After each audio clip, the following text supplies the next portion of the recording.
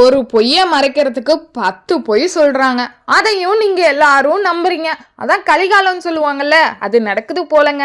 நடக்கட்டும் நடக்கட்டும். ஆனால் ஒன்று மட்டும் சொல்கிறேங்க, கடைசி வரைக்கும் அவங்க மேனுஃபேக்சரிங் அட்ரஸை ஷேர் பண்ணவே இல்லைங்க. அவங்களோட அவுட்லெட் ஷாப் அட்ரஸை ஷேர் பண்ணியிருக்காங்க. அதை வச்சு எங்கெங்க போகிறது? சரி, அதெல்லாம் கிடக்கட்டுங்க, எல்லாத்தையும் விட்டுருவோம். ஒன்று சொல்கிறேங்க, என்ன ஏமாற்றலாங்க, கஸ்டமரான உங்களை கூட ஏமாற்றலாம். ஆனால் மேலேருந்து கடவுள்னு ஒருத்தவன் பார்த்துட்டு இருக்கான்ல, அவனை யாராலையும் ஏமாற்ற முடியாதுங்க. இன்ன வரைக்கும் என் பிஸ்னஸ்க்கு உண்மையாகவும் நேர்மையாகவும் இருந்து தான் பண்ணிகிட்ருக்கேன். அது மட்டும் கிடையாது, என்னை நம்பி ஆர்டர் பண்ணுற என் கஸ்டமர்ஸ்க்கும் உண்மையாகவும் நேர்மையாகவும் தான் இருக்கேன். சரிங்களா? அதனால் என்னோட கஸ்டமர்ஸ் எனக்கு போதும். இந்த நெகட்டிவ் வைப் ஷேர் பண்ணுறவங்கெல்லாம் நான் எடுத்துக்கவே போகிறது இல்லைங்க.